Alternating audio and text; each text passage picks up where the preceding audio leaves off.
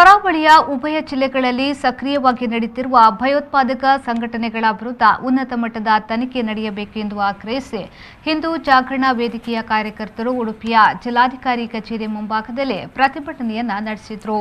ಪ್ರತಿಭಟನೆಯ ಬಳಿಕ ನೀಡಿದ ಮನವಿಯಲ್ಲಿ ಹಿಂದೂ ಹೆಣ್ಣು ಮಕ್ಕಳನ್ನ ಲವ್ ಜಿಹಾದ್ ನಡೆಸಿ ಭಯೋತ್ಪಾದಕ ಚಟುವಟಿಕೆಗೆ ಬಳಸುತ್ತಿದ್ದಾರೆ.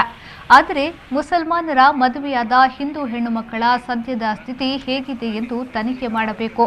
ಭಯೋತ್ಪಾದಕ ಚಟುವಟಿಕೆಗೆ ಹಣ ಎಲ್ಲಿಂದ ಬರುತ್ತಿದೆ ಎಂದು ಪತ್ತೆ ಹಚ್ಚಬೇಕು. ಮಂಗಳೂರಿನಲ್ಲಿ ಎನ್ಐಎ ಕಚೇರಿಯನ್ನ ತೆರೆಯಬೇಕು ಎಂದು ಪ್ರತಿಭಟನಾಕಾರರು ಆಗ್ರಹಿಸಿದರು. ಭಾರತ ಪಾಕಿಸ್ತಾನ ಮ್ಯಾಚ್ ಆದರೆ ಭಾರತ ಪಾಕಿಸ್ತಾನದ ಎದುರು ಸೋತ್ರೆ ಇಲ್ಲಿ ನೂರಾರು ಕಡೆಗಳಲ್ಲಿ ಮುಸಲ್ಮಾನರು ಪಟಾಕಿಗಳನ್ನು ಹೊಡೆದು ಕೇಕೆಗಳಲ್ಲಿ ಮುಸಲ್ಮಾನ್ ಬಾಹುಳ್ಯ ಪ್ರದೇಶಗಳಲ್ಲಿ ಗಲಭೆಯ ನೆಪದಲ್ಲಿ ಪೊಲೀಸ್ ಠಾಣೆಗೆ ಬೆಂಕಿ ಹಚ್ಚುವಂಥದ್ದು, ಪೊಲೀಸ್ ಜೀಪ್ಗಳನ್ನು ಹೊತ್ತಿಸುವಂಥದ್ದು, ಹತ್ಯೆ ಮಾಡುವಂಥ ಪ್ರಯತ್ನಗಳನ್ನು ನಿರಂತರವಾಗಿ ಮಾಡ್ತಾ ಇದ್ದಾರೆ.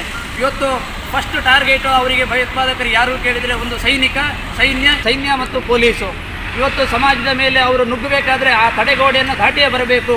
ಅದಕ್ಕೋಸ್ಕರ ಇವತ್ತು ದೇಶದ ಎಲ್ಲ ಕಡೆಗಳಲ್ಲಿ ಅವರ ಬಾಹುಳ್ಯಗಳು ಎಲ್ಲೆಲ್ಲೇ ಇದೆ, ಎಲ್ಲ ಪೊಲೀಸರನ್ನು ನೈತಿಕವಾಗಿ ಗುದ್ದಿಸಿದರೆ ಸಮಾಜವನ್ನು, ಈ ಭಾರತವನ್ನು ನಾಶ ಮಾಡಲಿಕ್ಕೆ ಅವರಿಗೆ ಸುಲಭ ಅನ್ನುವಂಥದ್ದನ್ನು ಮನಗಂಡಿದ್ದಾರೆ. ಹಾಗಾಗಿ ಈ ದೇಶದ ಸುರಕ್ಷತೆಗೆ ಸಂಬಂಧಪಟ್ಟ ಹಾಗೆ ಇಂದಾಗ ಇಡೀ ಹಿಂದೂ ಸಮಾಜ, ಸೈನ್ಯ ಮತ್ತು ಪೊಲೀಸ್ ಇಲಾಖೆಯ ಜೊತೆ ನಾವು ಬಲವಾಗಿ ನಿಲ್ತೇವೆ.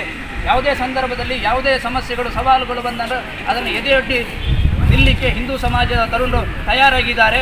ಈ ಎಲ್ಲ ಚಟುವಟಿಕೆಗಳನ್ನು ಮಟ್ಟ ಹಾಕುವಲ್ಲಿ ಮಾತನ್ನು ಮುಗಿಸ್ತೇನೆ. ಬೋಲೋ ಭಾರತ್ ಮಾತಾ ಕಿ ಜೈ. ಬಳಿಕ ಪರ ಜಿಲ್ಲಾಧಿಕಾರಿಯವರಿಗೆ ಮನವಿಯನ್ನ ಸಲ್ಲಿಸಿದರು. ಶ್ರೀಜಿತ್, ವಿ4 ನ್ಯೂಸ್, ಉಡುಪಿ.